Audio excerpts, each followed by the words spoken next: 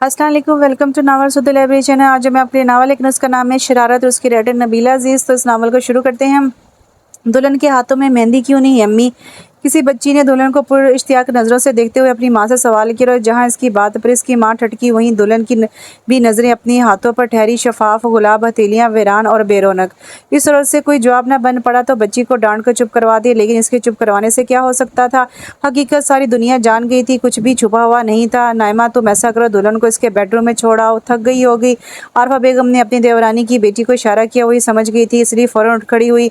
आइए भाभी, आपको ऊपर बेडरूम में छोड़ आओ। नाइमा ने इसका बाजू थामते हुए सहारा दिया। वो भी इस मॉल से जल्द से जल्द निकलना चाहती थी, इसलिए खड़ी हो गई। कहाँ जा रहे हैं आप लोग? वो जाना ड्राइंग रूम के दरवाजे से अंदर दाखिल हुआ। नाइमा के साथ दुल्हन के कदम भी थम गए। सामने वो दीवार बना खड़ा था। दुल्हन रुखसती के बाद कहाँ जाती है? नाइमा ने तायाजाद भाई को शरारत से देखा। आम दुल्हनें तो रुखसती के बाद अपने शोहर के बेडरूम में ही जाती हैं, लेकिन अगर दुल्हन खास हो और जीदार हो तो कहीं भी जा सकती है। वो दुल्हन को गहरी नज़रों से देखते हुए कहने लगा। दुल्हन ने यकदम इसको देखा, इसकी आंखों से शरारे निकल रहे थे। वो इंतहाई बेनियाजी से आंखें फेर गया।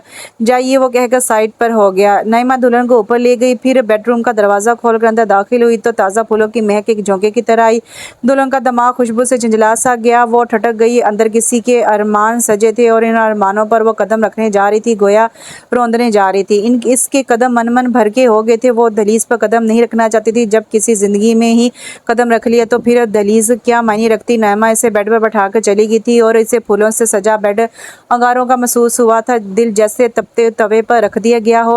रात अच्छी खासी गहरी हो चुकी थी। जब इसे अपने बेडरूम में जाने का ख्याल आया, वो घड़ी में टाइम देखते हुए उठ खड़ा हुआ।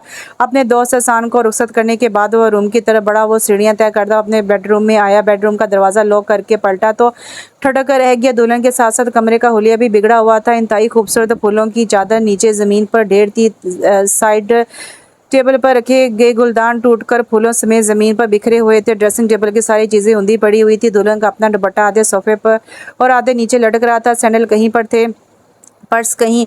वो एक एक कदम कदम बढ़ाता आगे आ रहा था कि नीचे कोई चीज़ मुड़कर रह गई थी। इसने कदम पीछे उठाया और देखा, वो दुल्हन का सोने का ग्लोबंद था जो अपनी नाकदरी पर हो रहा था। इसने झुककर ग्लाबंद उठाया और इसके कुछ मोती टूट गए थे। इसने वो ग्लोबंद सोफे के सामने क्रिस्टल टेबल पर रख दिया था। वो खुद बेड पर ऊंधी लेटी थी, चेहरे पर तकिया रखा हुआ था। महरोज का पसंदीदा सिल्वर कलर का लहंगा पहना हुआ था, मगर दुपट्टा सोफे पर झूल रहा था। वो कदम बचा बचा कर बेड के करीब आया।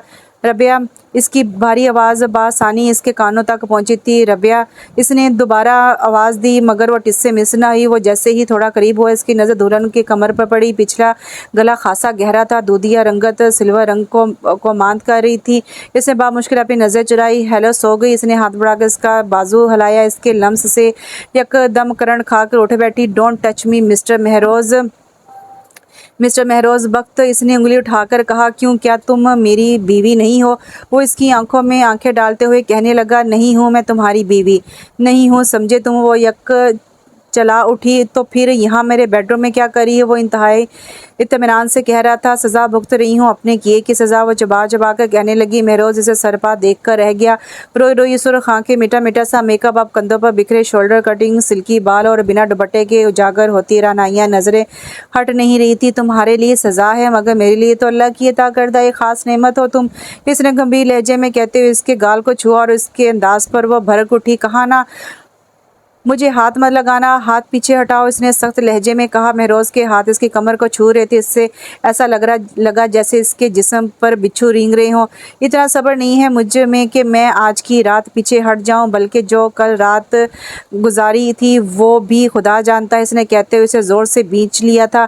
मैं कह रही हूँ मुझे हाथ मत लगाओ, वो फंकार कर कहती हुई इस पर झपट पड़ी। वो इसे अपने नाखूनों से नोचने की कोशिश कर रही थी और वो अपने बचाव के लिए इसके हाथ रोक रहा था, लेकिन जैसे ही रबिया के नाखूनों ने इसकी गर्दन पर खराश डाली, वो अपना गुस्सा कंट्रोल नहीं कर सका और यकदम इसका हाथ उठ गया। वो इसके भारी हाथ से थप्पड़ खाकर पीछे की तरफ बेड पर गिरी।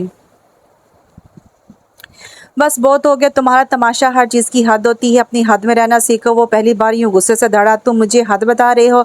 हद तुमने पार की है। वो थप्पड़ की तकलीफ भूल कर फिर सीधी खड़ी हुई। मुझे हद पार करने का रास्ता तुमने दिखाया था। वो ज़ोर देकर बोला, मैंने तो एक शरारत की थी। वो रोते हुए बोली, लेकिन मैंने कोई शरारत नहीं की। मैं कल भी संजीदा था, आज भी हूँ। तुम किसी भी कोर्ट में चली जाओ, मेरा कसूर कहीं भी साबित नहीं होगा। उसने चबाकर कहा, तुम इतने बेकसूर भी नहीं हो। वो चीखी, मैं इतना इतना कसूरवार भी नहीं हूँ। उसने कंधे खिंचाए, तुम पछताओगे अपने फैसले पर। फिलहाल तो पछताने का वक्त तुम्हारा है। वो फिर पुरसुकून हो चुका था। सईद महरोज बख्त, तुमने खसारे का सौदा किया है। हूँ, तुम्हें क्या पता, सबसे ज़्यादा फ़ायदा मुझे ही हासिल हुआ है तुम्हारी सूरत में। वो इसके सरापे को मुस्कुराती नज़रों से देख रहा था। खुशफहमी है तुम्हारी। वो नफरत से बोली, ये तो बात है ना कि कौन खुशफहम है और कौन गलत फहम। पहले तो तुम ये बताओ, तुम चेंज करोगी या लाइट ऑफ कर दूँ? इसके लहजे और नज़रों का मफहूम वो अनजान होकर भी समझ गई थी और इसके जिस्म में सनसनी दौड़ गई। इसका खून खोल उठा था। तुम कहना क्या चाहते हो जो तुम समझ चुकी हो? वो कहता हो इसकी तरह बढ़ा, लेकिन वो बदक कर पीछे हटी। मैं हंगामा मचा दूंगी अगर तुमने मुझे हाथ लगाने की कोशिश भी की तो। इसने धमकी दी। मिसिस रबिया महरोज़ बख्त, ये आपकी भूल है कि मैं आपकी धमकियों में आकर आपको छोड़ दूंगा और अपने हक से दस्तबरदार हो जाऊंगा। मैं ऐसे लोगों में से नहीं हूं। मैं अपनी ज़िद पूरी करना जानता हूं और बेहतर है आप मेरे साथ सीधी तरह पेश आए, वरना मुझे उल्टा पेश आने में भी वक्त नहीं लगता। ये तो आज आप देख चुकी हैं। वो इसे कलाई से पकड़कर अपनी तरफ खींच चुका था।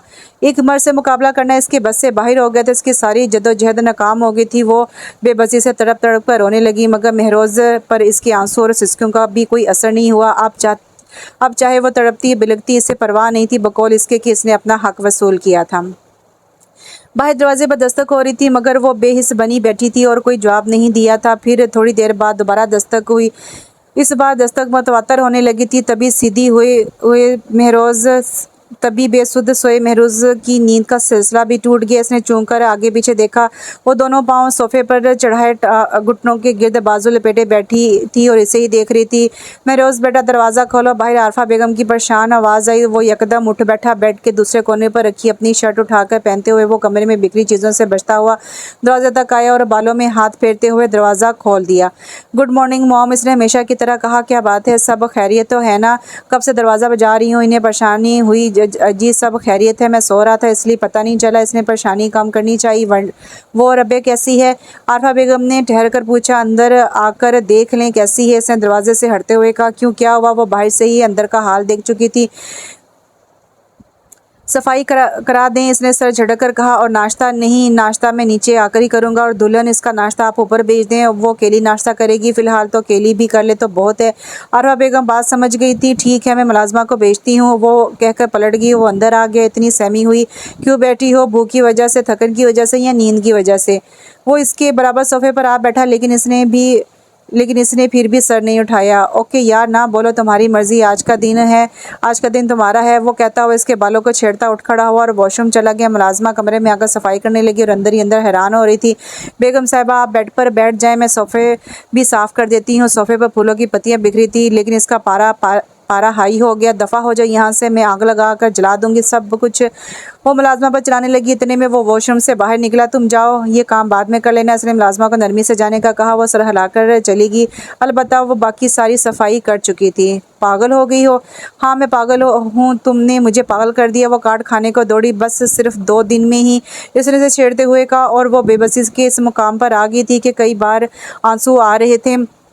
तुमने मुझे मेरे अपनों से दूर कर दिया महरोज़ बख्त, तुम मुझे सबकी नज़रों में गिरा दिया, कहीं का नहीं छोड़ा। वो रोते हुए कह रही थी। मुझे अपनी तरफ माइल तुमने किया था, क्यों मुझे अपनी झलक दिखाई, क्यों राग़ब किया मुझे? वो इसे दोनों कंधों से पकड़े झंझोड़ते हुए बोला, मुझे क्या पता था तुम इतने कमज़ोर नीयत हो। कोई ज़ुबान ही नहीं, मर्द की नीयत कमज़ोर नहीं होती, इसे औरत कमज़ोर बनाती है। तुम्हारी तरह झलक दिखाकर, अदा दिखाकर। तुमने अगर इस रात वो सब ना किया होता तो तुम्हारी जगह कोई और होती और महरोज़ बख्त की बीवी बनने पर फ़ख्र कर रही होती। जो किया से चुपचाप भुगतो। अपनी गलती का इल्ज़ाम मेरे सर मत डालो। तुम्हारे इस ववेला से कुछ नहीं होगा। गलती करके भी ना माना एक और गलती है तुम्हारी। वो झटके से छोड़कर पीछे हटा। मैं अगर अपनी गलती भुगतूं तो तुम्हें भी अपनी गलती की सज़ा भुगतनी होगी। वो चीखी। मैं तुम्हारी सज़ाओं के लिए तैयार हूँ, जी जान से। वो शीशे के सामने खड़ा बाल रगड़ने लगा और वो नफ़रत से रुख मोड़ गई। मुलाजमा इसका नाश्ता भी ले आई थी, मगर इसने वापस भेज दिया। वो पिछले 1 घंटे से मुसलसल अपनी मॉम का नंबर डायल करी थी, मगर मुसलसल ऑफ जा रहा था। और परेशानी की बात ये थी कि मॉम के साथ डैड का भी नंबर ऑफ था। तंग आकर लैंडलाइन का नंबर डायल किया। हेलो कॉल रिसीव करने वाली मुलाजमा थी रज़िया, मैं रबिया बात कर रही हूँ। अब मॉम से कहो कि मैं बात करना चाहती हूँ। इसने बेकरारी से कहा। सॉरी बीबी जी, बेगम साहबा ने कहा है कि वो आपसे बात नहीं करना चाहती। मुलाजमा ने कहा लेकिन रज़िया तुम इनसे कहा मैंने सिर्फ एक बार। इसने कुछ कहना चाहा मगर दूसरी तरफ से फ़ोन बंद कर दिया गया और फ़ोन इसकी मॉम ने बंद किया था। वो दूर बैठी भी समझ गई थी। क्या बात है बेटा, यहाँ क्यों बैठी हो? आरफा बेगम की नज़र लाबी में बैठी अपनी बहू पर पड़ी। खैरियत तो है? किसी का फ़ोन आया था? उन्होंने फ़ोन के करीब बैठे इसे देखते हुए कहा नहीं। तो फिर कॉल की है? जी। किसको? अपने मॉम डैड को। अच्छा बात हुई इनसे? क्या कहते हैं? आरफा बेगम को सुनकर खुशी हुई। कहते हैं मुझसे बात नहीं करनी। उन्होंने भी मुझे धुतकार दिया। आरफा बेगम की खुशी मानद पड़ गई। अरे नहीं बेटा, ऐसा नहीं कहते हो, तुम्हारे माँ बाप हैं, तुमसे नाराज़ नहीं रह सकते। ये सब बस वक्ती गुस्सा है, जब गुस्सा उतर गया तो सबसे पहले तुम्हारा ख्याल आएगा। उन्होंने सर पर हाथ फेरते हुए कहा। डैड का गुस्सा वक्ती हो सकता है मगर मॉम का नहीं, वो अपने भाई से कम नहीं है। लेकिन बेटा तुम्हारे लिए इनके दिल में नरम गोशा हमेशा रहेगा। हूँ अगर नरम गोशा होता तो वो कल मेरी ज़िंदगी के फैसले पर यूँ चुप रहकर मामू का साथ ना देती। वो बदगुमान थी लेकिन बेटा बात असूल की और सच्चाई की थी। तुम्हारी मॉम इलियास भाई का साथ ना देती तो वो लोग झूठे पड़ जाते। ऐसी कौन सी क़यामत आ गई थी जहाँ नौबत असूल और सच्चाई तक चली गई? एक ज़रा सी बात को सब ने इशू बना दिया। मेरे हंसी मजाक को मेरे गले का तोक बना दिया। बस बेटा सब किस्मत की बात है। अल्लाह की रज़ा थी, अल्लाह की रज़ा में राज़ी होना सीखो। और अच्छा तो आप और आपके बेटे ने भी नहीं किया, इसको तो मैं कभी माफ़ नहीं करूँगी। इसने मुझे सबकी नज़रों में गिरा दिए। नफ़रत है मुझे इससे और खुद से। कहकर वो खड़ी होगी। अंदर ब्यूटिशियन तुम्हारा इंतज़ार कर रही है। ब्यूटिशियन, आज शाम तुम्हारी शादी की रिसेप्शन है ना? मैं नहीं जाऊँगी, ना तैयार हो रही हूँ। नहीं बेटा ऐसा नहीं करो, ये गलती तुमसे पहले हुई, अब कर रही हो। कल हज़ारों लोगों ने बातें की, सरगोशियाँ की, लेकिन जैसे तैसे गुजर गया। क्या तुम फिर चाहती हो लोग बातें बनाएं, तुम्हारी गैर मौजूदगी पर सरगोशी करें?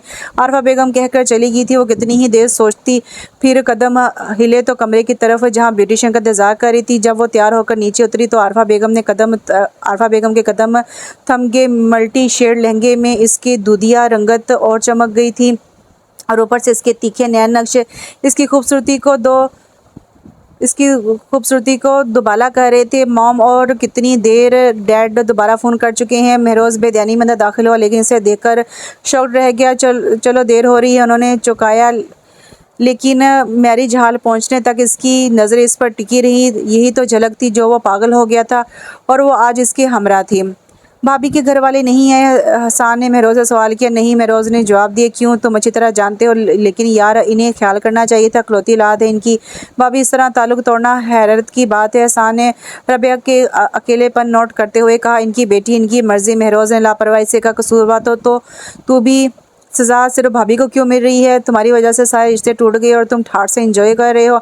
और यार बस इतने ऊंचे आदेश अपने तक रख, इसने सुन लिया तो हंगामा मचा देगी। वो तो पहले ही अपना कोई हम नवाज ढूंढ रही है। सूफी इलियास से फिर कोई रब्ता हुआ? नहीं यार, लेकिन कोशिश करूँगा सब ठीक हो जाए। माजी, रबिया उठकर शावर ले लो, मैंने नाश्ता बना दिया है। इतनी जल्दी? हाँ, इलियास भाई आ रहे हैं मिलने। क्या? मगर क्यों? शायद किसी जमात के साथ आए थे, आज वापस इस्लामाबाद जा रहे हैं तो मिलकर जाएंगे। सिर्फ मिलकर जाएंगे या लेक्चर भी देकर जाएंगे? बस कर दो रबिया, जल्दी तैयार होकर आओ। वो नीचे आई तो सकीना बेगम जज्बर हुई। अब क्या हुआ? रबिया ने कहा। कोई और कपड़े नहीं थे पहनने के लिए? उन्होंने जीन्स पर वाइट टॉप को नागवारी से देखा। मेरे सारे कपड़े ऐसे ही हैं मॉम, इलियास भाई को पसंद नहीं ऐसे लिबास। वो पहली बार तो मुझे इन कपड़ों में नहीं देख रहे, कई बार देख चुकी हैं। और मॉम मैं अपने घर में हूँ। बेगम साहबा, सूफी साहब आए हैं, मुलाजमा ने बताया। तुम भी नाश्ता करके जल्दी आना, मैं जा रही हूँ। वो ड्राइंग रूम की तरफ गई। खतीजा भाभी और बच्चे कैसे हैं? सकीना ने कहा सब ठीक है। तुम्हें सलाम दिया है? इलियास ने कहा। वालेकुम सलाम, बहुत दिन हो गए, मिले भी इनसे।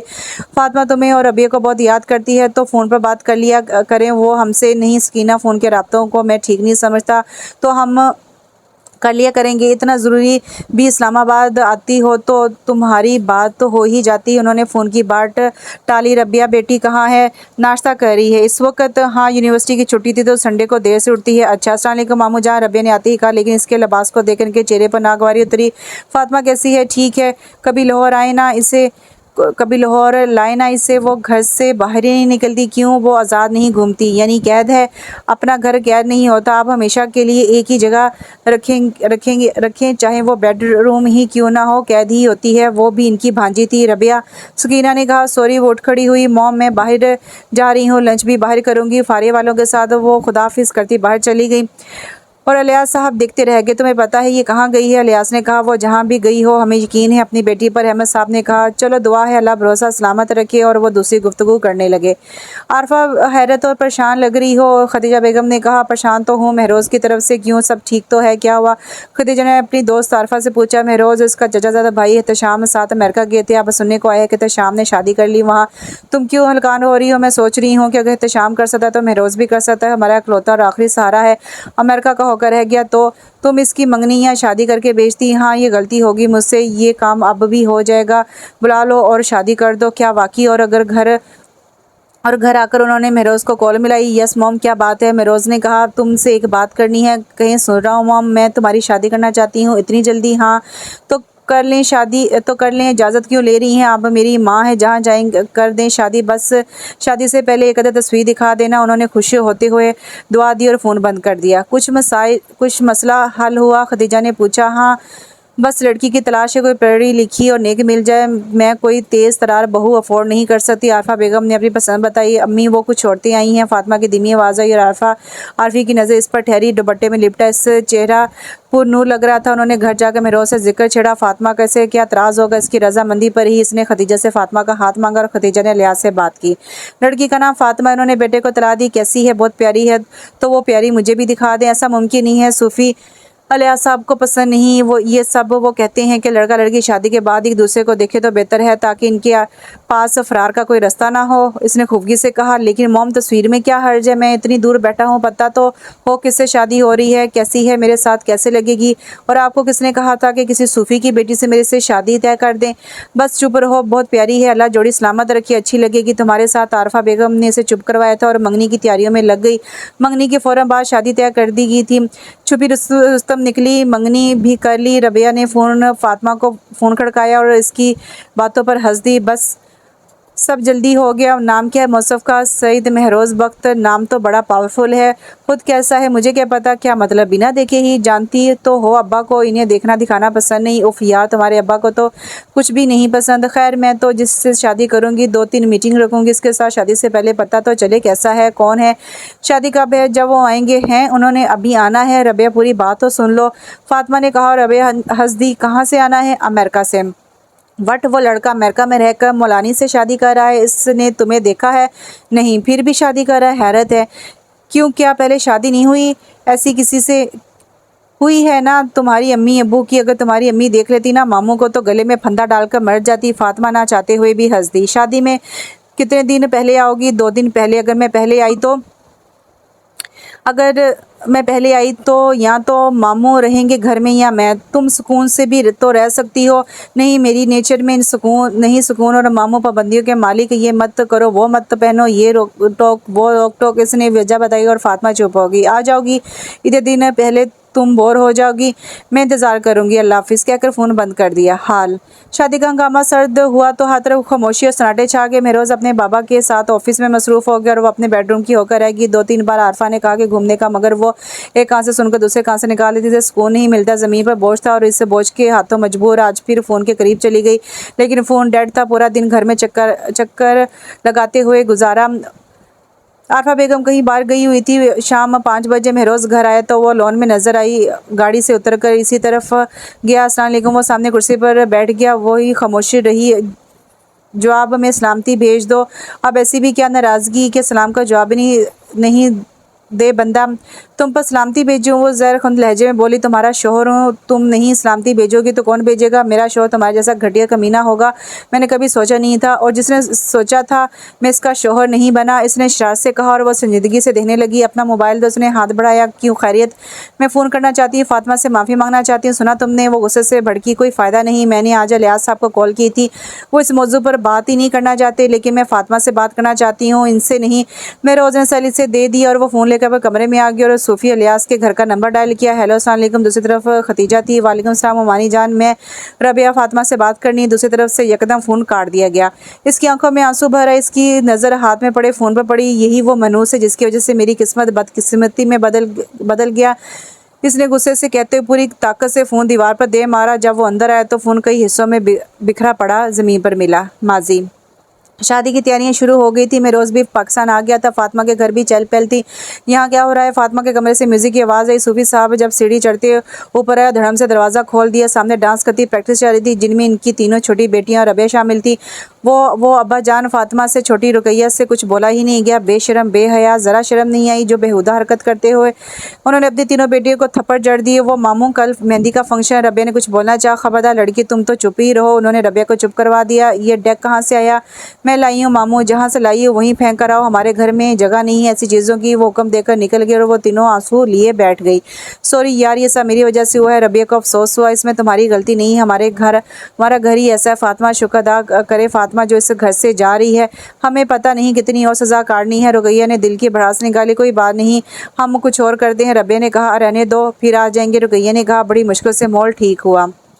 कहाँ जा रही हो? फातिमा ने कहा सोने के लिए। रबिया ने कहा मगर तुम तो मेरे साथ सोती हो। नहीं यार, कल तो वैसे भी तुम हमें छोड़ जाओगी। क्यों ना हम ही तुम्हें छोड़ दें। गुड नाइट, तुम भी सो जाओ। कल तो वैसे भी वो तुम्हें सोने नहीं देंगे। रबिया ने छेड़ा। रबिया, फातिमा हंस दी। ओके मैं जा रही हूँ। रबिया के बेडरूम में वो कहते हुए निकल गई। रुकैया के बेडरूम में वो मुस्कुराती हुई सीढ़ियाँ उतरी और किचन की तरफ गई। पानी की बोतल फिर से निकाली और पानी पिया। वो वापस से जाने की सीढ़ी चढ़ने ही वाली थी। पास रखा लैंडलाइन फ़ोन बजने लगा। 2-3 बार बजने पर इसने रिसीव कर लिया। रात के 2 बजे का वक्त था। हेलो, इसने नॉर्मल अंदाज में कहा। हेलो मर्दाना आवाज़ सुनाई दी। कौन? आपको किससे बात करनी है? फातिमा लिहाज से। रबिया बुरी तरह चूकी। आप हैं कौन? क्यों बात करनी है? मैं जो भी हूँ, आप बस बात करवा दे। रबिया के दिमाग में शरारत सूझी। तो कहीं मैं फातिमा ही हूँ। मैं सईद महरोज़ बख्त बात कर रहा हूँ। इसने नाम बता कर से उछलने पर मजबूर किया। आपने इस वक्त फ़ोन क्यों किया? मैं आपसे बात करना चाहता था। काफ़ी दिन से सोच रहा था मगर मौका ही नहीं मिला। आज सोचा बात करके ही सोना है, लेकिन आपसे सारी बातें कल जो करनी है, तो आज कौन सी ख़ास बात करने के लिए फ़ोन किया है? इसके सवाल पर वो बेसाख्ता कहकर लगाकर हंसा। जो कल बातें करनी है, आज इनके लिए तहमीद बांधना चाहता हूँ। कैसी तहमीद? इसने शार से पूछा। वजाहत करूँगा तो आपको शर्म आ जाएगी। आजकल शर्म के जरासीम दुनिया से मर गए हैं, मगर मैंने सुना है आपके अंदर ज़्यादा है। आपका सुना गलत भी तो हो सकता है, आपका कहा गलत भी तो हो सकता है। मुझसे ज़्यादा कौन जान सकता है? जाने का मौका तो दें, फिर देखिएगा। कल जान लीजिएगा, अभी वक्त नहीं है। खुदा हाफिज़। प्लीज़ फ़ोन मत रखिएगा, मेरी बात सुनिए। इसने जल्दी से कहा और फ़ोन रखते रखते ठहर गई। जी कहिए। मैं आपसे बात करना चाहता, मुझे कुछ कहना है। वो ठटक गई। रात इस पहर इसने कॉल की, वो भी रबिया थी जिसका शरारती ज़हन इसे उल्टे पट्टे पढ़ा रहा था। तो ठीक है, आप मेरे सेल फ़ोन पर कॉल करें। रात इस वक्त मामू जान, मेरा मतलब अब्बा जान ना आ जाए, मेरे सेल पर कॉल करें। आप इनको फ़ोन पर बात करना पसंद नहीं। वो बात करते करते पिछली फिर खुद ही संभल की। नंबर बताएं। वो तैयार हो गया। इसने नंबर दे दिया। इसकी शर्त रूझ पड़ती। ठीक है मैं करता हूँ। इसने कहकर फ़ोन बंद कर दिया। मैं इंतज़ार करूँगी। वो शार से मुस्कुराई और तेज़ी से सीढ़ियाँ चढ़कर रुकैया के बेडरूम में गई। ये तो कल पता चलेगा महरोज़ साहब के कि आपके साथ हुआ क्या है। वो सेल फ़ोन पर वाइब्रेशन को देखते हुए मुस्कुराई जहाँ महरोज़ की कॉल आ रही थी। हेलो जी जनाब, क्या कर रही हैं? देखिए मुझे नींद आ रही है, आप भी सो जाएं। कैसे सो जाएं? हमारी नींदें ही उड़ गई कल के इंतज़ार में। बस आप अपनी लिमिट में रहकर बात करें। मैं इस वक्त बात कर रही हूँ, यही बहुत है। इसके लिए मैं आपका एहसानमंद हूँ, लेकिन क्या आप मेरी ख्वाहिश पूरी कर सकती हैं? ख्वाहिश? मैं आपको देखना चाहता हूँ, बस एक झलक। आज की रात ख्वाहिश पूरी करने की नहीं, ख्वाहिश सजाने की रात है। वो अदा से बोली। तो ख्वाहिश को सजाना तो चाहता हूँ आपकी एक झलक से। ख्वाहिश किसी को देखने से नहीं बल्कि इंतज़ार से सजती है। वो शेर सुना है, मैं तुझको ढूंढने फक के पार भी गया, तू मिल गया तो तुझसे मिलने का इंतज़ार भी गया। वो दिलचस्पी से बोली। महरोज़ चुप हो गया। बेहतर है आप कल पर ख्वाहिशें छोड़ दें और सो जाएं, कहकर इसने फ़ोन बंद कर दिया। ब्यूटिशियन से टाइम ले लिया तुम लोगों ने? रबिया ने पूछा। नहीं। फातिमा ने कहा। तो तुम्हें तैयार कौन करेगा? तुम? अरे नहीं, मुझे बस लिपस्टिक और ब्लश ऑन के सिवा कुछ नहीं आता। ये तुम्हारे इतने लंबे बाल कौन समेटेगा? तुम लोगों के आसपास कोई अच्छा पार्लर है? हाँ, ये राइट वाली साइड वाली गली है, रॉयल ब्यूटी पार्लर अच्छा है। ओके मैं जाकर टाइम ले लेती हूँ। वो तो आ जाएगी ना? मगर अब्बा वो कुछ नहीं कहेंगे, इन्हें पता ही नहीं चलेगा। इसने फातिमा को तसल्ली दी। बाहर जाने लगी। रबिया रुको, ये चादर ले लो जब तक यहाँ हो, ये तो करना ही होगा। फातिमा ने कहा। फातिमा प्लीज़। रबिया प्लीज़। वो फातिमा की खातिर इससे इतनी बड़ी चादर ओढ़नी पड़ी। खदीजा बेगम ने इसे बाहर जाते देखा। रसीद थमा दी। ओरिजिनल ज्वेलर्स पर फातिमा का डायमंड सेट है, उठा लाना। मार्केट में शॉप है। इसने रसीद पर्स में रख ली। हाल तुम अगर सोच रही हो कि सब जल्दी ठीक हो जाएगा तो ऐसा मुमकिन नहीं है, महरोज़ ने कहा। वो इसकी तरफ पुश्त किए लेटी थी, आंखों पर बाजू रखे सोने की एक्टिंग कर रही थी। वो अच्छी तरह जानता था। वो मध्यम लैंप की रोशनी में बैठ क्रॉस से टेक लगाए इसकी पुश्त को घूर रहा था। अभी तुम्हारी बात कोई असर नहीं करेगी, सही वक्त पर सब ठीक हो जाएगा, बस सब्र करो और इंतज़ार करो। मुझे यकीन है तुम्हारे मॉम डैड गुस्से में कमी आ जाएगी। वो इसे हौसला दे रहा था। मेरी बीवी बनना तुम्हारी किस्मत में लिखा था ना, वरना मैं शादी रोज़ तक तुम्हारा नाम तक नहीं जानता था, फेस टू फेस कभी देखा तक नहीं था, मगर हम सफ़र बन गए, शायद यही किस्मत है। वो खामोश थी। मैं तुमसे बात कर रहा हूँ। इसने हाथ बढ़ाकर उंगली इसके बालों में फंसाई, मगर वो बेहिस्सो हरकत पड़ी रही। तुम ठीक हो, मैं भी गलत हूँ, लेकिन यार तुम ठीक हो, मैं भी गलत हूँ, लेकिन यार मेरी बचपन से आदत है, जो चीज़ मुझे पसंद आ जाए मैं इसे छोड़ नहीं सकता, ज़िद का पक्का हूँ। तुम्हारी मामले में भी ऐसा ही हूँ। इंसानों और चीज़ों में फ़र्क होता है। तुमने सिर्फ अपना सोचा, मेरे जज्बात का ना सोचा। मेरे जज्बात का ना सोचते, एक बार इस लड़की का सोच लेते जो मायूं बैठी थी। अब शादी ना होने पर लोग कितनी बातें बनाएंगे। मुझे अपनी गलती का इतराफ़ है, लेकिन तुम्हें अपना मान चुका था, छोड़ नहीं सकता था। मैं रोज़ इसके बिखरे हुलिये से नज़र चुरा गया था। कितने दिन हो गए थे वो इसके होशरुबा हुस्न से नज़रें चुरा रहा था। शादी के रोज़ से अब तक इसने दोबारा इसे छुआ भी नहीं था। आज फिर इसकी लापरवाही इसे बेईमान कर रही थी। जाल तो तुम फेंकती हो, बंदा किसी और तरफ देखने के काबिल नहीं रहता। वो इसके सरापे को देखते हुए बोला। रबिया इसकी नज़रों के ताकों में अपना हुलिया देख के सटपटा गई और फौरन दुपट्टा ढूंढने लगी। अब क्या फ़ायदा, वह मुस्कुराया। वो गुस्ताखी पर आमादा था। इसने बचने की कोशिश की, मगर बच न सकी। इसके शिकंजे में फड़फड़ा कर रह गई और वो गुस्ताखी का इर्तिकाब कर बैठा। इसकी बात का मफ़हूम घूम फिर कर वहीं पर आया जहाँ लाना चाहता था। वो आज फिर इसे काबू कर चुका था और वो सारे जतन करके भी निकलने में नाकाम रही। इसकी गिरफ्त मजबूत थी। सुबह नाश्ते की टेबल पर इसका चेहरा भी सूजा हुआ था। आज रात भी वो खूब रोई थी। इसकी आंखें सूज गई थी। इसकी कनखियों से इसे देखा, फिर खाने में मसरूफ़ हो गया। वह जानता था कि इसकी नज़रें पड़ी तो तब जाएगी। आजकल राबिया बेटी की क्या मसरूफियात हैं? फ़िरोज़ वक्त महरोज़ के डैड ने पूछा। वो चाय में चम्मच हिलाती रुकी। मेरा दिल खुश करना। वो सरगोशी कर गया। इसने कहरबार नज़रों से देखा। इसका नाम राबिया नहीं रबिया है। रबिया का मतलब है बहार। आरफा बेगम ने कहा। माशाल्लाह, मैं इतने दिन से राबिया समझ रहा था। मैंने समझा सब प्यार से रबिया कहते हैं।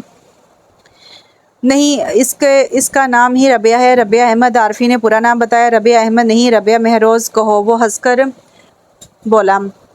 मेरे नाम के साथ रबिया अहमद ही सूट करता है। वो तल्खी से बोली। महरोज़ ने ठटक कर इससे देखा तो वो दोनों हंसते हंसते चुप हो गए। लेकिन बेटा, हम तो असूल की बात कर रहे हैं। शादी के बाद हर लड़की के नाम के साथ क्या सारे असूल मुझ पर ही लागू होते हैं? वो गुस्से से बोली। रबिया, ये तुम किस लहजे में बात कर रही हो? महरोज़ अपनी जगह से खड़ा हो गया। वो अपने साथ इसका रवैया बर्दाश्त कर सकता, मगर अपने माँ बाप से ऊंची आवाज़ में बात करने की इजाज़त नहीं दे सकता था। इट्स ओके बेटा, वो सिर्फ बात कर रही है। फ़िरोज़ बख्त ने महरोज़ को चुप रहने का इशारा किया। बात करने का भी तरीका होता है। ये सबको अपना जैसा समझती हैं, नॉन सीरियस। महरोज़ को काफ़ी गुस्सा था। वो महरोज़ को नफ़रत से घूरते उठकर चली गई और वो दोनों महरोज़ को समझाने लगे। वो जिन हालात से गुजरी है, अपसेट होना जायज़ है। आप इसकी साइड ले रहे हैं, हालांकि इसकी गलती है। वो अगर अपसेट है तो दूसरों को क्यों कर रही है? बार बार इसकी गलती से याद करवा कर तुम इसे टॉर्चर कर रहे हो। इस तरह वो नफसियाती हो जाएगी। इससे सख्ती बरत कर तुम अपने लिए मुश्किल पैदा कर रहे हो। उन्होंने साफ तौर पर समझाया। वो काफ़ी देर इनकी बातें चुपचाप सुनता रहा। जाओ, वो परेशान होगी। उन्होंने कहा। सॉरी, मैं ऑफिस के लिए लेट हो रहा हूँ। जो ये चोचले फिर कभी हो जाएंगे। वो ब्रीफ केस उठाए बाहर निकल गया। वो दोनों भी चुप हो गए। वो वॉशरूम से शावर लेकर निकली तो उसकी नज़र बेड पर रखे डब्बे पर गई। इसने डब्बा उठा लिया। वो मोबाइल सेट था, न्यू डब्बा पैक। इस पर लिखा था मिसेस रबिया महरोज़। इसने मुलाजमा को पुकारा। जी बेगम साहबा, ये किसने भेजा है? छोटे साहब ने। ऑफिस से ड्राइवर आया था देने। अब नहा रही थी, मैंने बेड पर रख दिए। पिछले 2 दिन से इन दोनों में बातचीत बंद थी। वो तो पहले भी इसे बाहर नहीं करती थी। अब वो चुप था। कमरे में मुकम्मल खामोशी रहती, लेकिन वो इसकी इस अनायत को चुपचाप कबूल नहीं कर सकती थी। इसलिए बाहर गई और फ़ोन डायरेक्टरी से इसके ऑफिस का नंबर डायल किया। हेलो। दूसरी तरफ से मसरूफ़ सी गंभीर आवाज़ सुनाई दी। ये आवाज़ वो पहले भी सुन चुकी थी। हेलो। खामोशी पाकर इसने दोबारा कहा। हेलो, मैं रबिया अहमद बोल रही हूँ। उसने हिम्मत से कहा। ओह अच्छा, मैं समझा फ़ातिमा लियास बात कर रही है। इसने चोट की। फ़ातिमा, तुम जैसे उससे बात करना करना पसंद नहीं करती, मगर रबिया तो बात करना पसंद करती है। मुझे पता नहीं था तुम इतने घटिया इंसान हो, वरना कभी बात ही नहीं करती, मगर मुझे पता था तुम कितनी आला हो, तभी तो बात की थी मेरी जान। इसने मज़े से कहा। इसके तन बदन में आग लगी। इसने गुस्से से फ़ोन क्रैडल पर रख दिया और सर दोनों हाथों में गिराए बैठी थी कि फ़ोन फिर बजने लगे। से पहले तो इग्नोर किया, फिर उठा लिया। हेलो महरोज़ वक्त बात कर रहा हूँ। पता है दुनिया में एक ही कमज़र्फ़ है, मेरी कमज़र्फ़ी को तुम नहीं जानोगी तो और कौन जानेगा। मेरी कमज़र्फ़ी के सब हथियारों से वाकिफ़ हो तुमने फ़ोन भेजा है? हाँ भेजा है। क्यों? मैंने तो नहीं मांगा, लेकिन मुझे तो पता है तुम्हें किस किस चीज़ की ज़रूरत है, और फ़ोन भी आजकल की ज़रूरियात में शामिल है। मेरी ज़रूरतें तो और भी बहुत सी हैं, किसी चीज़ ज़रूरत को पूरी करोगे? इसने अजीब लहजे में कहा। तुम ऐसा करो, अपनी ज़रूरियात की लिस्ट बनाओ, फिर देखते हैं क्या पूरी कर सकता हूँ और क्या नहीं। तो लिखो। रबिया ना जाने क्या सोच रही थी, वो इसे जिच करना चाहती थी।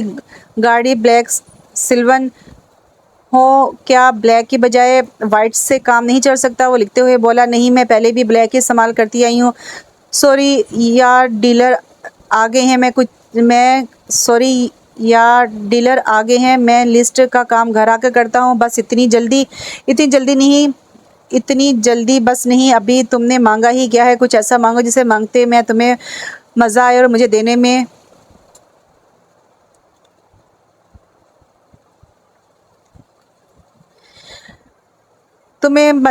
देने में ज़रा ड्राइंग रूम के ग्लास वॉल का पर्दा हटाकर देखो और फिर सोचो और क्या मांगना है तुम्हें।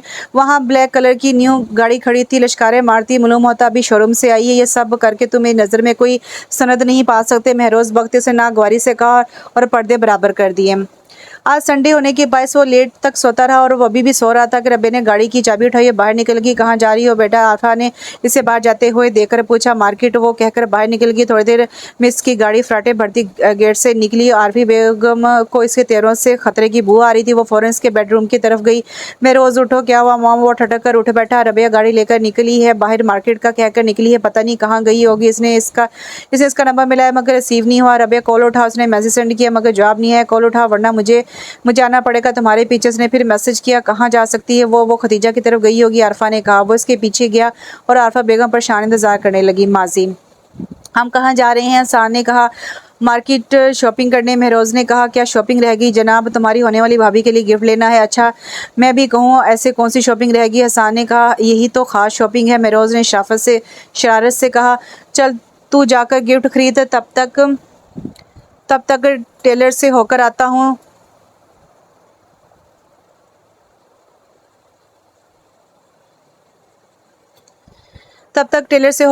हूँ। हसान ने कहकर गाड़ी से निकल गया और महरोज़ दूसरी तरफ से चल दिया। इसका रुख ओरिजिनल ज्वेलर्स की तरफ था और वो फातिमा के लिए लॉकेट या अंगूठी लेना चाहता था। क्या आपके पास हर किस्म का स्टोन है? Yes sir. आपको कौन सा चाहिए? शॉपकीपर ने पूछा। कौन सा चाहिए? फातिमा का पसंदीदा कौन सा होगा? एक मिनट बताता हूँ। उसने सेल निकालकर फातिमा का कल वाला नंबर डायल किया। जैसे ही नंबर डायल किया, शॉप से हल्की मध्यम आवाज़ आने लगी, लेकिन उसे ध्यान नहीं दिया था कि थोड़े फासले पर खड़ी लड़की का सेल बज रहा था। कॉल डिस्कनेक्ट हुई। इसने फिर डायल किया। इस बार इसने कॉल उठा ली। जी महरोज़ साहब, क्या कहिए, क्या बेचैनी लगी हुई है आपको? वो आस्तिकी से बोली। देखिए फातिमा, मैं आपके लिए रिंग पसंद कर रहा था तो पूछना चाहता था कि कौन सा रंग अच्छा लगेगा, डायमंड कौन सा नग अच्छा लगेगा, डायमंड, नीलम, जमर्द या कोई और? नीलम। इसने मुख्तसर कहा। डायमंड क्यों नहीं? डायमंड मैं खुद ले रही हूँ। ओके तो फिर नीलम। जी नीलम। वो ज़रा ज़ोर से देकर बोली तो महरोज़ ने चौंक उस लड़की की तरफ देखा जिसके मुंह से नीलम सुना। आप कहाँ हैं इस वक्त? इसने जानबूझकर बात बढ़ाई। शॉपिंग सेंटर में। इसने हंसकर कहा और फ़ोन बंद कर दिया। महरोज़ अनीसे से देख रहा था जिसने स्टाइलिश से सूट पर बड़ी सी चादर ली हुई थी, लेकिन इससे संभाली नहीं जा रही थी। कभी पल्लू सड़क जाता, कभी कहीं से चादर ढिलक जाती। चेहरा छुपाने की कोशिश भी नाकाम थी। महरोज़ ने शक मिटाने के लिए एक बार फिर नंबर डायल किया और रिसी का फ़ोन बजा। वो हक्का बक्का खड़ा था। वो तेज़ी से आगे बढ़ा, इससे पहले कि कुछ कहता लड़की की चादर का कोना दरवाजे में अटका। इसकी चादर एक बार फिर ढिलक गई। इसे जल्दी से तस्वीर बना ली। क्या चीज़ पसंद करके गई हैं? इसने सेल्समैन से पूछा। जी डायमंड लॉकेट था। फातिमा खुद डायमंड ले रही थी, इसलिए मुझे मना कर दिया। वो इसका नंबर बार बार मिलाने पर मजबूर हो गए। इसने एक बार फिर नंबर मिलाया। जी कहिए। रबिया ने मुस्कुराकर कहा। आप फातिमा ही है ना? आपको कोई शक है? इसने हंसी दबाते हुए पूछा। नहीं, ऐसे ही। इसने कहा। अगर शक है भी कल मिट जाएगा। सारे भेद खुल जाएंगे, बस कल का इंतज़ार करें। रबिया ने कहा और फ़ोन बंद कर दिया। मगर एक बात सच थी, इसे लड़की एक झलक में ही बहुत पसंद आई थी। क्या क़यामत ढूंढी है। वो दिल ही दिल में माँ की पसंद को दाद देने लगा। अभी अभी घर में सूफी इलियास की गाड़ी दाखिल हुई थी, इसलिए गेट अभी खुला था और रबिया की गाड़ी अंदर आसानी से आ गई। बीबी जी, आपको गाड़ी अंदर लाने की इजाज़त नहीं है। चौकीदार लपक इसकी तरफ आए। तुमने मेरे लिए गेट नहीं खोला, मैं खुद अंदर आई हूँ, तुम्हें परेशान होने की ज़रूरत नहीं है, वो कहती हुई अंदर चली गई। फातिमा, इसने सामने सोफे पर कुशन को कवर चढ़ाते देखकर फातिमा पुकारा। रबिया। फातिमा खड़ी हुई। फातिमा, मैं तुमसे मिलने आई हूँ, तुमसे बात करना चाहती हूँ, प्लीज़ मेरे दिल पर रखा बोझ हल्का कर दो। रबिया रोने वाली होते हुए कहते फातिमा के करीब आई। मैं तुमसे कोई बात नहीं करना चाहती। फातिमा रुख मोड़ गई। प्लीज़ फातिमा, मैंने कुछ भी जानबूझकर नहीं किया, बस एक मजाक किया था, एक शरारत की थी। बाखुदा मेरी इस में कोई प्लानिंग नहीं थी, मैं ऐसा करने का सोच भी नहीं सकती। न जाने कैसे मुझसे गलती होगी, मेरी गलती माफ़ कर दो फातिमा प्लीज़। मैं तुम्हारी वही रबिया हूँ जिसकी आवाज़ सुनकर ही तुम खुश हो जाती थी, जिससे घंटों बातें करके भी बोर नहीं होती थी। आज मेरी गलती पर मुंह मत मोड़ो, मैं माफ़ी की दरख्वास्तगाह हूँ, मैं बहुत बुरी हूँ, मगर तुम तो अच्छी हो। रबिया कहते कहते रो पड़ी। फातिमा ने पलट कर देखा, इसके रुखसार भी भीगे थे। फातिमा, तुम अंदर जाओ, सूफी साहब की आवाज़ आई। रबिया का चेहरा जर्द पड़ गया था। फातिमा की इतनी जुर्रत नहीं थी कि हुक्म ना मानती, वो अंदर चली गई। फातिमा रुको। रबिया पीछे लपकी, आगे कदम मत बढ़ाओ, लड़की तुम्हारा इस घर में दाखिला मना है। चौकीदार ने नहीं बताया, मेरा नाम लड़की नहीं रबिया और मैं कोई गैर नहीं आपकी भांजी हूँ। इससे पहले कि मैं तुम्हें बाहर छोड़कर आऊँ, तुम खुद ही चली जाओ। इलियास साहब ने गुस्से से कहा, जो गलती मुझसे आपकी किसी बेटी से होती तभी आप इसे घर से निकाल देते। अगर ऐसी हरकतें मेरी बेटी करती तो उसका गला दबा के इसे कब्र में उतार देता। यूँ सवाल जवाब नहीं करता, मतलब आप मुझे बेटी नहीं भांजी ही समझते हैं। इससे बेहतर था कि आप मुझे कब्र में ही उतार देते। ऐसी नफरत की मार तो ना मारते। वो रोते हुए बोली, मेरी बेटी तुम्हारी जैसी नहीं, दूर हो जाओ मेरी नज़रों से। उन्होंने गुस्से से मारने के लिए हाथ उठाया। आराम से बात करें सूफी साहब, ये कोई गैर नहीं, हमारे घर की बच्ची है। खतीजा मुमानी रबिया के सामने आ गई। खबरदार खतीजा, मेरी 4 बेटियां हैं और इज्जत से घर में रह रही हैं, इसे कहो जहाँ से आई है वहीं चली जाए, मेरे जब्त को ना आजमाए। वो गुस्से से धाड़े। रबिया रबिया, इसके अकब से महरोज की आवाज़ उभरी, ले जाओ इसको यहाँ से। सूफी साहब ने हकारत से कहा, लेने ही आया हूँ सूफी साहब, छोड़ने नहीं आया। महरोज ने आगे बढ़कर रबिया का हाथ पकड़ा। बीवी है तुम्हारी, ध्यान रखा करो, कहाँ आ जा रही है। इलियास साहब ने ताना दिया, जामा मस्जिद के इमाम के घर आई है, किसी क्लब या फहाशी के अड्डे पर नहीं गई जो आप मुझे ध्यान रखने का ताना दे रहे हैं। ज़बान संभाल कर बात कर लड़के, हमारा तुम्हारा कोई वास्ता नहीं। आपकी बेटी से शादी करता तो वास्ता होता, आपकी भांजी से शादी की है तो वास्ता नहीं रहा, यही बताना चाहते हैं आप। इससे मैंने इज्जत से सारे ख़ानदान के सामने बाकायदा निकाह किया, कोई भगा कर नहीं ले गया जो सब ने वास्ते ख़त्म कर दिए। सबसे पहले जो अब इलियास कुछ बोलते वो रबिया का हाथ पकड़े इसे खींचता हुआ पलट गया। छोड़ो मुझे, मैं फातिमा से बात करके ही जाऊंगी। इसने छुड़वाने की कोशिश की मगर वो इसे खींचता हुआ बाहर गाड़ी तक ले गया। फ्रंट डोर खोलकर इसे अंदर धकेला और खुद ड्राइविंग सीट संभाल ली। साथ ही ड्राइवर को फ़ोन कर दिया कि इलियास साहब के घर से गाड़ी ले आए। तुम क्यों आए हो? वो महरोज पर भड़की, अपनी बीवी की खबर रखने, इसका ध्यान रखने। ये सब किया धरा तुम्हारा है, मेरे किए धरे का सबब तुम हो। काश मैं मर जाऊँ। वो दुख से बोली, आई डोंट केयर, मैं दूसरी शादी कर लूँगा। इसने इसे छेड़ा और वो दोनों हाथों से चेहरा छुपाए रोने लगी। बहुत दिन हो गए थे, रबिया की तरफ से खामोशी थी, कोई शोर हंगामा नहीं था। पूरा दिन घर में गुजार देती महरोज इसकी ये रूखी पीकी रूटीन नोट कर चुका था। आज इसका इरादा कहीं बाहर इसके साथ जाने का था, पर कुछ ही देर में इसके चचा शाम का फ़ोन आ गया था जो इन्हें अपने घर डिनर पर इन्वाइट कर रहे थे। महरोज ने हामी भर ली। ओके बेटा, शाम 7 बजे तक पहुँच जाना, गाँव का रास्ता ख़राब है। उन्होंने ताकीद करके फ़ोन बंद कर दिया। इस वक्त 4 बज रहे थे। वो ऑफिस से सीधा घर आया। आरफा ने जल्दी आता देखकर वजह पूछी, आज हमने गाँव जाना है, शाम चाचा के घर डिनर पर। इसने आरफा बेगम को बताया। सीढ़ी चढ़ने लगा। वो जब कमरे में आया तो वो रॉकिंग चेयर पर झूलती हुई नजर आई। अस्सलाम वालेकुम। तुम ठीक हो? वो सोफे पर बैठते हुए बोला, मुझे क्या होना है, बड़ी सख्त जान हूँ मैं, तुमसे कुछ कहने आया था। वो जानता था कि इसे साथ ले जाना किसी चोटी को सर करने के बराबर होगा। मैं भी तुम्हारा इंतजार कर रही थी। महरोज चूंका, मुझे कहीं बाहर ले चलो, मेरा दिल घबरा रहा है। वो शास्तगी से बोली, क्यों, तबीयत तो ठीक है तुम्हारी? यहाँ फिर डॉक्टर के पास ले चलो। वो उठकर करीब आया। डॉक्टर के पास नहीं बल्कि कहीं ऐसी जगह ले चलो जहाँ मुझे मेरे अपनों की याद ना आए, बहुत याद आ रही है, थक गई हूँ। तो फिर उठो और तैयार हो जा। महरोज ने इसका हाथ पकड़ के इसे खड़ा किया। वो न जाने किस कैफियत में थी, चुपचाप तैयार होने चली गई, मगर इसकी तैयारी बस कपड़े तब्दील किए और बालों में ब्रश करके आ गई। बस वो हैरान हुआ, तो और क्या, कोई मेकअप वगैरह कोई ज्वेलरी नहीं, मेरा मूड नहीं है। लेकिन रबिया, वो इसरार करते करते रुका। ओके ठीक है चलो। वो खुद भी तैयार हो चुका था। महरोज सीढ़ियाँ उतर कर नीचे जा चुका था, लेकिन रबिया वही रुक गई। वो ड्रेसिंग टेबल के सामने खड़ी थी और थोड़ी देर बाद जब वो नीचे उतरी तो महरोज के चेहरे पर मुस्कुराहट फैल गई। वो ब्लैक कॉम्बिनेशन के लॉन्ग शर्ट और पजामा पहने, मैचिंग ज्वेलरी और लिपस्टिक लगाए बहुत खूबसूरत लग रही थी। Thank you. वो गाड़ी में बैठते हुए कहने लगा, मैं देखना चाहती हूँ तुम्हारा कहाँ मानकर कैसा फ़ील करती हूँ, तो कैसा फ़ील हुआ? सच पूछो तो कुछ भी नहीं, कुछ भी फ़ील नहीं कर रही इस वक़्त, बल्कि बहुत दिन हो गए फ़ील करना छोड़ दिया है। मुझे ऐसा लगता है मेरा दिल बंद हो गया है, अजीब बेहिसी आ गई है, वरना खुद सोचो कभी तुम्हारे कहने पर यूँ तैयार हो सकती हूँ या बिना कहे ऐसे तुम्हारे साथ कहीं जा सकती हूँ। इसने बड़े आराम से महरोज़ की खुशी को मलिया मीट कर दिया था। इसने स्टीयरिंग पर मुक्का मारते हुए गाड़ी की स्पीड बढ़ाई और वो बाहर देखने लगी। तकलीफ़ हुई सुनकर? हाँ, हुई है, और मुझे जो इतने अरसे से हो रही है। दिन रात सुकून नहीं, साए-साए रात जाग कर गुज़ारती हूँ और तुम सुकून से सोते हो। सोचती हूँ तुम्हें कब दर्द मिले, तुम भी जागो, तब तुम्हें एहसास हो इस बोझ का जो मैं अपने ज़मीन पर लिए फिर रही हूँ। रबिया, तुमने ख्वामख़ा अपने साँप पर तारी किया है, वरना जो हुआ किस्मत थी। कब तक रोग लगा कर रखोगी? एक गिलास पानी पिला दो, मुझे प्यास लगी है। वो टिश्यू से पसीना पूछते कहने लगी। वो परेशानी से उधर-उधर देखने लगा। पानी कहाँ से मिल सकता है? थोड़े फासले पर पेट्रोल पंप था। महरोज़ गाड़ी से उतरकर पंप की तरफ बढ़ गया। मिनरल वाटर ले आया। रबिया, इसने गाल थपथपाया। हूँ, ये लो पानी। इसने बोतल दी और वो गटा-गटा पानी पिएगी। Are you alright? हूँ, इट्स ऑलराइट। क्या हुआ था? बस यूँ ही दिल घबरा रहा था गर्मी से। वो गाड़ी का शीशा नीचे करने लगी। क्या ये बेहतर नहीं कि हम डॉक्टर के पास जाएँ? नहीं, अब ठीक हूँ। खाना खाने के लिए कुछ लोगी? नहीं, अलबत्ता जहाँ जा रहे हो इनके लिए कुछ ले लो। महरोज़ चौंक गया। तुम्हें कैसे पता कहाँ जा रहे हैं? दिन में निशा और नाइमा की कॉल आई थी। ओह, तो तुम्हें पता था? इसका दिमाग पागल हो रहा था। ये लड़की से पल-पल पागल कर रही थी। बस एक तुम्हारा नहीं पता था, बाकी तो सब पता है, वो इसने कहा और आंखें मूंद लीं। माजी घर में सबकी मिली-जुली आवाज़ आई। बारात आ गई। लड़कियां फूलों की प्लेट लिए गेट पर गई। इनमें रबिया भी शामिल थी। चेहरे पर मुस्कुराहट लिए महरोज़ ने पहला कदम अंदर रखा तो फूल निछावर करने में पहल भी इसी ने की, तो वो दमबख़ुद सा रह गया। इसके कदम जम गए। ये लड़की आखिर माजरा क्या है? फातिमा इसके ज़ेर-लब कहा। रबिया, यस मॉम, तुम्हें ऊपर फातिमा बुला रही है, सकीना ने बताया, और प्लेट एक लड़की को थमाकर चली गई और महरोज़ के माथे पर बम फोड़े इसे छोड़ गई।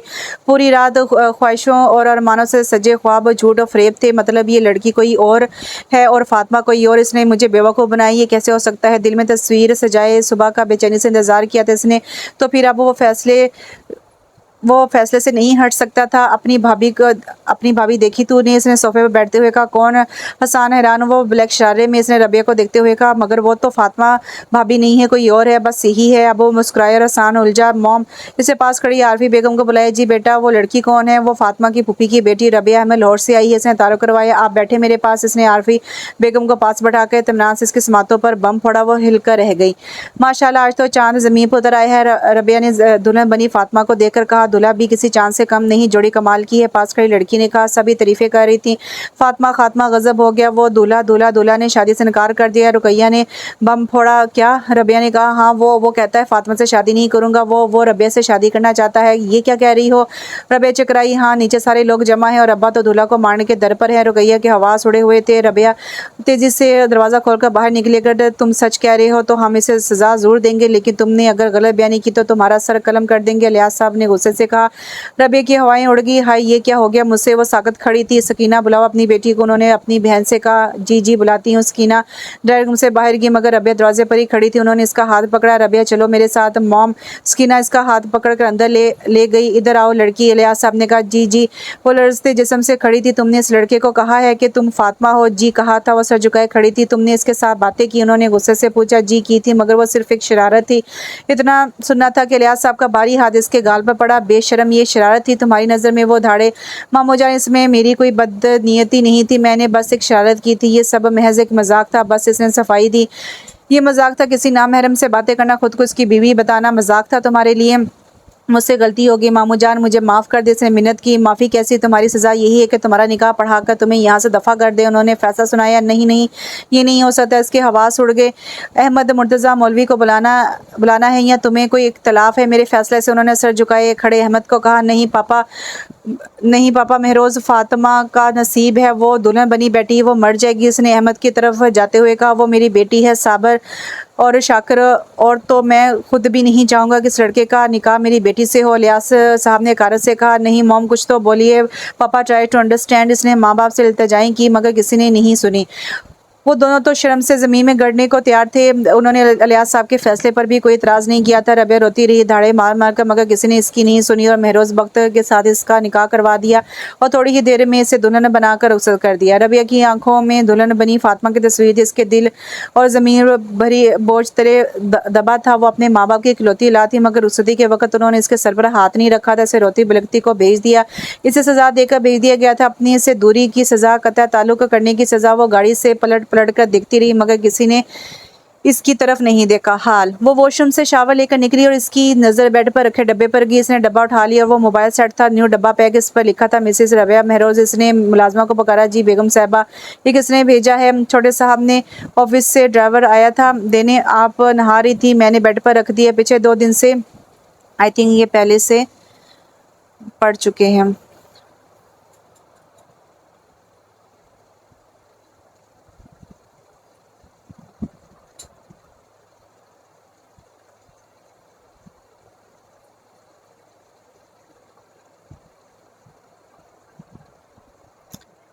ये रिपीट हो रहा है।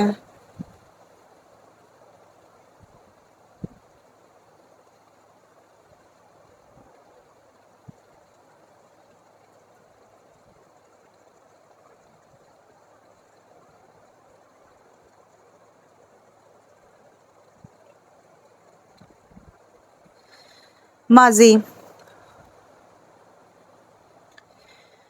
भाभी निशा लिपक कर इसकी तरफ गई और लिपट गई। रोज़ ख्वाब में देखती कि महरोज़ भाई का आपको लेकर हमारे घर आए हैं और रोज़ टूट जाता। निशा ने जो खुश होकर बताया। निशा अपनी आदत से मजबूर नॉन स्टॉप शुरू थी। अस्सलाम वालेकुम भाभी, कैसी हैं? नायमा ने कहा, ठीक हूँ, आप सुनाए? रबिया ने कहा।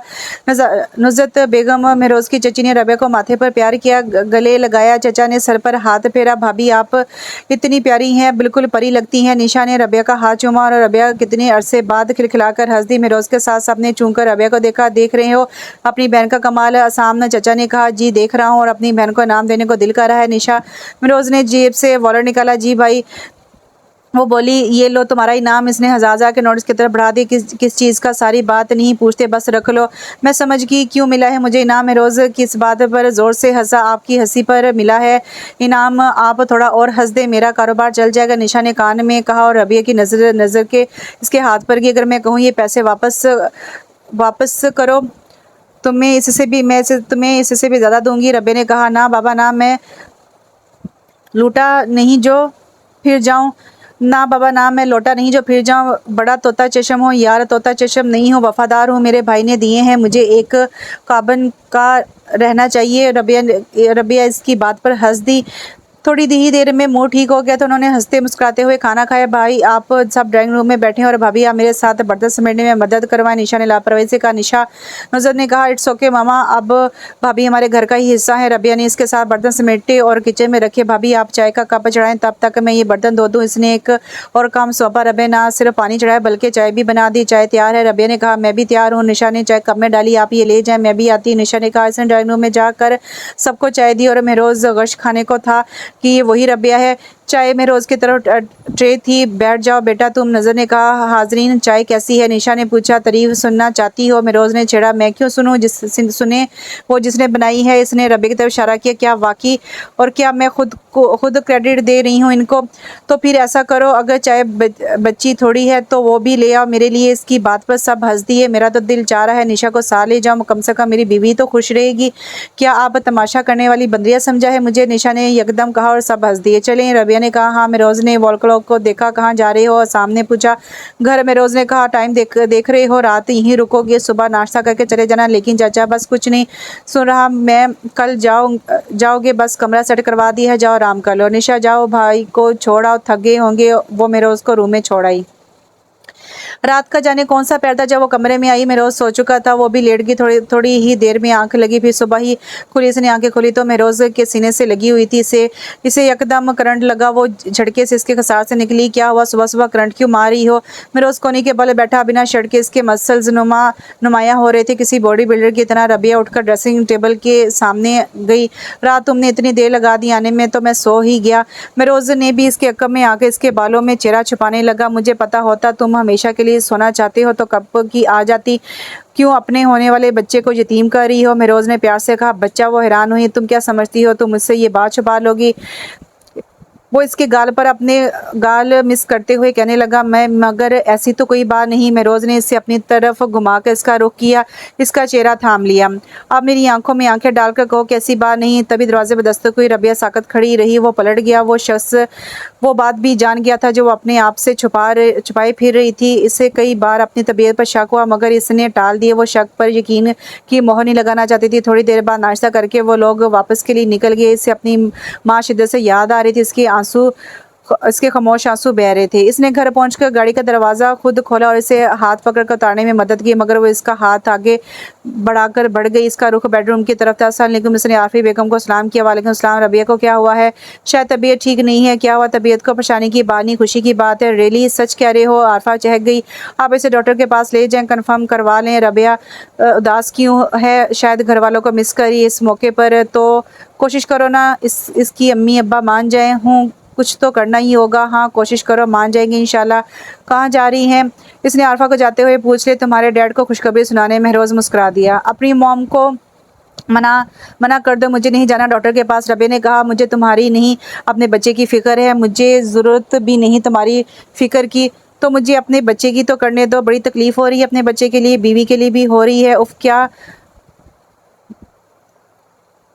उफ क्या हाल बना लिया है। तुम्हारा हाल भी अपने जैसा ही कर दूंगी। वो नफरत से बोली। वो तो तुम कर ही रही हो, दिन भी बर्बाद और रातें भी। यूँ लगता है शादी को 30 साल हो गए हैं, मर्द होकर भी खुद को संभाल कर रखा है, कभी बहका नहीं। सोचा मशर की बीवी से सब अरमान पूरे करूंगा और मशर की बीवी हाथ तक नहीं लगाने देती। यार जो रिश्ता मुझ पर हलाल है इससे हराम तो मत करो। क्या चाहते हो? वो सब जो एक शोहर चाहता है। हर शोहर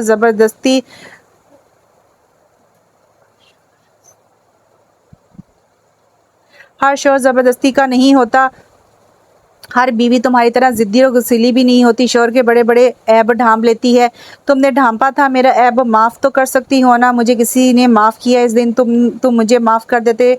अब फिर तुम कौन हो माफ़ी मांगने वाले? इसकी आवाज़ भर आई। मतलब तुम माफ़ नहीं करोगी? नहीं। इसने लब भींच लिए। महरोज़, रबिया तैयार है? आरफा ने कहा, नहीं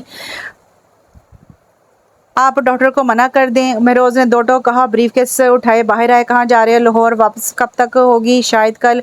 वो जवाब देता बाहर निकलने लगा। लेकिन बेटा वो रबिया, इसे इसके हाल पर छोड़ दे। वो माँ से कहता बाहर निकल गया। इसके जहन से रबिया की बातें नहीं निकल रही थी।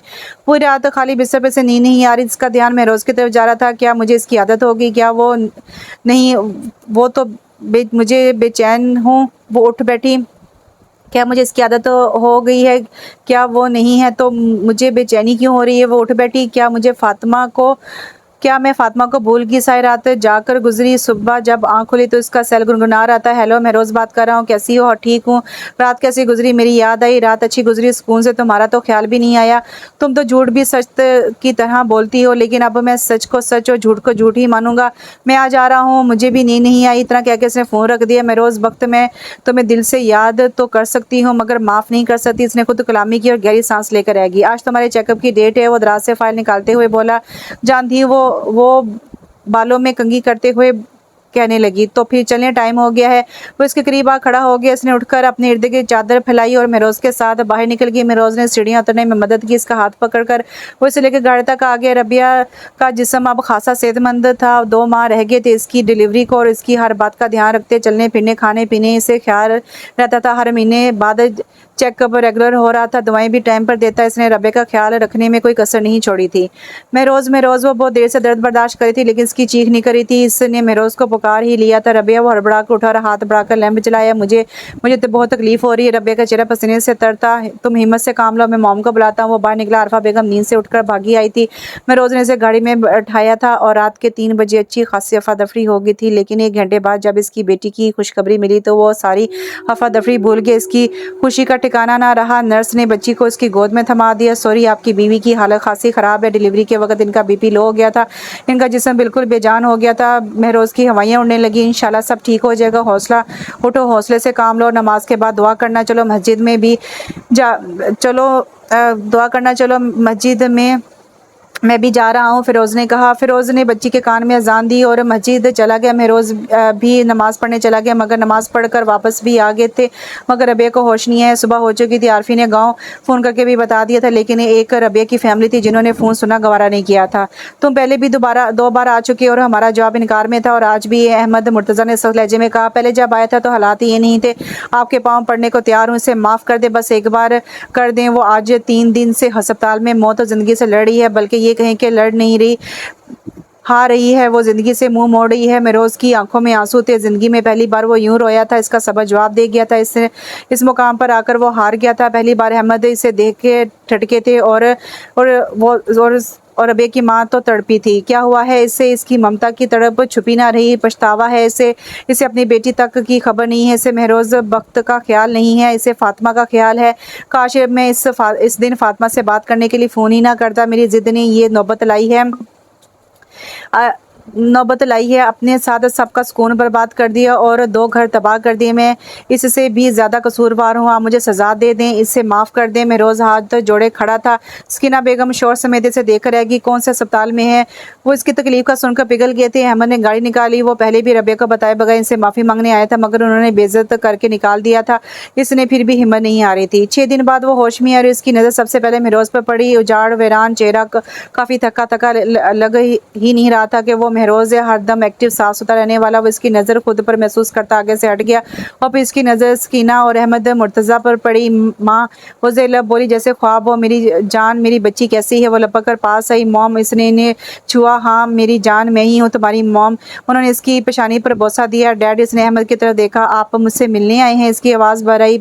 हाँ, पिछले 3 दिन से तुम्हारे पास हैं, बस तुम ही आंखें बंद किए पड़ी थी। और वो इसने बेसाख्ता पूरे कमरे में देखा, से महरोज़ कहीं भी नहीं दिखा। कौन? वो अपनी बेटी की बात कर रही हो? बेटी? वो चूकी जाइए अहमद, बच्ची को अंदर लाइए, इसने तो देखा ही नहीं। मुबारक हो भाभी। तभी निशा बच्ची को अंदर ले आई। निशा, रबिया इसे देखकर खुश हुई। जी मैं निशा, आपकी साहबजादी ने थका कर रख दी है। इसने बच्ची को रबिया के पास लटा दिया था। सब कमरे में आ गए थे। अरे महरोज़ कहाँ है? भाभी का सदका देने और शुक्राने के नफल पढ़ने गए हैं, निशा ने जवाब दिया, और फिर सब हंसी मजाक करने लगे। दूसरे दिन इसे डिस्चार्ज कर दिया गया था। रबिया घर आ गई थी। भाई बच्ची का नाम क्या रखना है? निशा ने कहा। क्यों, तुम्हें समझ नहीं आ रहा क्या? समझ तो किसी को भी नहीं आ रहा। क्या रखे? इसने रबिया की तरफ देकर कहा। अब संजीदगी से बताओ क्या नाम रखना है बच्ची का? फ़िरोज़ बख्त ने कहा। वानिया कैसा रहेगा? महरोज़ ने कहा। इसके मायने क्या है? इसके मायने अल्लाह की तरफ से तोहफ़ा है। वानिया महरोज़ बख्त हूँ, अच्छा नाम है, रख लो। आरफ़ी ने कहा। रबिया चुपचाप खाना खाती रही। फिर थोड़ी देर बातें करने के बाद बच्ची को लेकर बेडरूम में आ गई। तुम्हें बच्ची का नाम पसंद नहीं आया शायद? महरोज़ ने बच्ची से खेलते हुए पूछा। मैं ऐसा कब कहा? तुम कोई नाम बता दो। वानिया, महरोज़ बख्त, रबिया ने कहा, और महरोज़ मुस्कुरा दिया कि बात पूछूं? तुम्हें बात करने के लिए इजाज़त कब से लेनी पड़ी? जब से तुमने अनजान बनना शुरू किया। मुझे किसी ने बताया था कि अगर किसी की तवज्जो हासिल करनी हो तो उससे अनजान बन जाओ, मगर अफसोस मुझे अब समझ आई ये बात, जब मैं अपनी सारी मोहब्बत के ख़जाने लौटा चुका। खैर, हर बात तो अब भी ज़ाया नहीं गया, इसने शर से कहा। तुम मुझसे नाराज़ थे? रबिया ने पूछा। नहीं तो फिर मुझसे नज़रें क्यों चुराए फिर रहे थे? पशेमान था जब मैंने मॉम डैड के साथ खुश देखा तो मुझे गलती का एहसास हुआ। क्यों, मैं रिश्तों में दरार का सब बन गया? ये सब किस्मत का लिखा था। मैं मान चुकी हूँ इस चीज़ को, लेकिन फ़ातिमा नामी तीर मेरे दिल में अब भी चुभता है। ये कसक हमेशा रहेगी। इधर आओ मेरे पास। महरोज़ ने इससे करीब आने का इशारा किया, और वो जैसे ही करीब आई, महरोज़ ने इसे बाजू में घेर लिया। ज़िंदगी के किसी न किसी मुकाम पर ये तीर भी निकल जाएगा। दुआ किया करो, वक़्त बहुत सी तब्दीलियाँ लाता है। अब तुम खुद ही देख लो, पहले करीब आता था तो तुम दूर भागती थी, और दूर बैठा था तो खुद ही करीब आ गए। महरोज़ पटरी से उतर गया था। क्या कहा? वो चीखी। यही कि मैं अपनी बच्ची को प्यार कर रहा हूँ और तुम मेरी तवज्जो अपनी तरफ सिमत करवा रही हो। महरोज़ ने इसे देखते हुए कहा। तुमने खुद मुझे अपने करीब बुलाया है, मुझे कब पता था कि तुम खुद ही आ जाओगे? उसने हंसी दबाते हुए कहा। महरोज़ बख्त। इसने महरोज़ के बाल दबोचे। तभी वानिया रोने लगी और महरोज़ का रोमांटिक मूड ख़राब हो गया। रबिया जल्दी आओ, महरोज़ का फ़ोन है। सकीना बेगम ने आवाज़ दी। आ रही हूँ। वो लॉन्च में। अस्सलाम वालेकुम। वालेकुम सलाम। कैसी हो? ठीक हूँ। क्या बात है, मूड क्यों ऑफ है? तुम्हारी लाडली ने मेरा सेल तोड़ा है, नीचे फेंक दिया। कोई बात नहीं, नया ले लेंगे जो तुम्हें पसंद हो। एनीवे ये बताओ घर कब आ रही हो? अभी 5 दिन तो हुए हैं यार, घर बहुत खाली हो गया है। मॉम डैड भी तुम दोनों को बहुत मिस कर रहे हैं। हाँ, यहाँ भी मॉम डैड फिर मिस करने लगते हैं। रबिया अपने माँ बाप के लिए उदास हुई। तभी तो कहता हूँ नए मेहमान की तैयारी करो। फिर एक अंकल आंटी के पास रहेगा, एक मॉम डैड के पास। अच्छा, फिर तुम कहोगे कि एक और मेहमान की तैयारी करो जो हमारे पास रहेगा, बहुत तेज़ हो, तभी तो मैं तुम्हारे हाथों बेवकूफ़ बन गया। अरे अब मैं बनती हूँ बेवकूफ़ तुम्हारी चिकनी चढ़ी बातों में आकर। इसकी बात पर वो हंस दिया। फिर कब आ रही हो घर? पापा आए तो कहती हूँ सीट रिजर्व करवा दें, इसने कहा और फ़ोन बंद कर दिया। जहाज़ के प्रवास करने में बहुत टाइम था। अभी वो वानी को गोद में लिए बैग एक साथ रखे बैठी थी। मम्मा वो बेबी, वानी ने इशारा किया। हाँ छोटा सा भाई है। इसने थोड़े फासले पर खड़े बच्चे को देखा। वो बच्ची भी वानी को देख रही थी, शायद खेलना चाहता था। फिर आखिर वानी इसका हाथ पकड़कर इसे खींच लिया और वो इसकी तरफ आने लगा। ओ आई एम सॉरी, ये बस खेलने की ज़िद कर रही है। रबिया ने गाउन में बैठी इस लड़की को देखा, माजरत की। इट्स ओके, लेकिन कभी कभी खेल में ज़िंदगी दाव पर लग जाती है। रबिया को हैरत हुई। इस आवाज़ ने रबिया की समातों पर बम पड़ा। फातिमा, इसने बेयकीनी से कहा। फातिमा, ये तुम ही हो ना? कोई शक है? फातिमा, तो तुम कहाँ थी? रबिया का लहजा भरा था। पुरानी बातें याद आ गई थी। मैंने बहुत बार तुमसे मिलने की कोशिश की, मगर बाखुदा मुमानी ने बताया तुम्हारी शादी हो गई। तुम कहाँ हो, कैसी हो? कुछ नहीं बताया। जैसे मॉम डैड ने मुझे मिलना शुरू किया, मामू ने इनसे वास्ते ख़त्म कर दिए। रबिया ने कहा, मेरी शादी अब्बा ने अपनी मर्ज़ी से कर दी, लेकिन अल्लाह का शुक्र है मैं बहुत खुश हूँ अपने शोहर और बेटे के साथ। पुरानी बातें याद नहीं रही। शादीशुदा ज़िंदगी में वक़्त ही नहीं मिलता सोचने का। फातिमा जानती थी कि रबिया शर्मिंदा है। मिलता है वक़्त, जब जब लेटती हूँ सोने के लिए नींद नहीं आती। आएगी कैसे? सब याद आ जाता है। हमने कभी किसी का जो बुरा किया हो। रबिया भूल जाओ पुरानी बातें, मैं भी भूल गई हूँ। मैं इस बात को छोड़ दूंगी, तुम मुझे माफ़ कर दो। उसने बहते आंसू के साथ हाथ जोड़ दिए। मैंने तुम्हें माफ़ किया सच्चे दिल से। अब बेशक तुमसे नाराज़ रहें, अब बेशक अब्बा तुमसे नाराज़ रहें, मगर मैंने माफ़ कर दिया। हाँ शुरू में दुख हुआ था, लेकिन जब से शादी हुई है मैं समझ गई यही किस्मत है। वो तो मेरी किस्मत में थी ही नहीं। मेरी किस्मत तो ये है, वो तो तुम्हारी थी। रबिया के बिलक बिलक कर रोने पर इसने इसे हौसला देते हुए कहा। रबिया, खुद को संभालो। फातिमा ने इसे गले लगाया। Thank you Fatima. इसने फातिमा का हाथ चूमा। आज इसने खुलकर सांस लिया था। ज़मीर का बोझ उतर चुका था। फातिमा बहुत खुश थी अपने शौहर के साथ। वो कराची में होता था, अच्छी फैमिली थी। आज वो अपने माँ बाप से मिलने आ रही थी। जब इस्लामाबाद एयरपोर्ट पर इनकी मुलाकात हुई थी, वो बाहर आई तो मेरोज़ खड़ा था। इसने पलट कर फातिमा को देखा, फिर आगे बढ़ गई। किसे देख रही हो? फातिमा को। फातिमा, हाँ आज इसने मुझे ज़िंदगी बख्श दी है। मेरोज़, मुझे माफ़ कर दिया इसने। मेरोज़ ने खुदा का शुक्र अदा कि इस बार लाहौर जाकर तुम्हें बहुत मिस किया। रबिया इसके कंधे पर सर रखते हुए कहा। क्यों? बस प्यार आ रहा था तुम पर, तो अब कर लो। नहीं, अब घर जाकर तो जल्दी चलो। महरोज़ ने गाड़ी की स्पीड बढ़ाई और रबिया खिलखिलाकर हंस दी और इन दोनों को हंसता देख वानिया ताली बजाने लगी। तो कैसा लगा आपको ये नावल? अच्छा नावल था, शॉर्ट नावल था, लेकिन एक अच्छी कहानी थी। इसमें थोड़े से अल्फाज घुटमुट हुए थे, यानी कि मैं जहाँ से ये बनता है PDF वगैरह उन्होंने जो मुझे दिया, तो उसमें थोड़े से अल्फाज घुटमुट हुए थे जो मुझे पढ़ने में थोड़ी सी दुश्वारी पेश आई।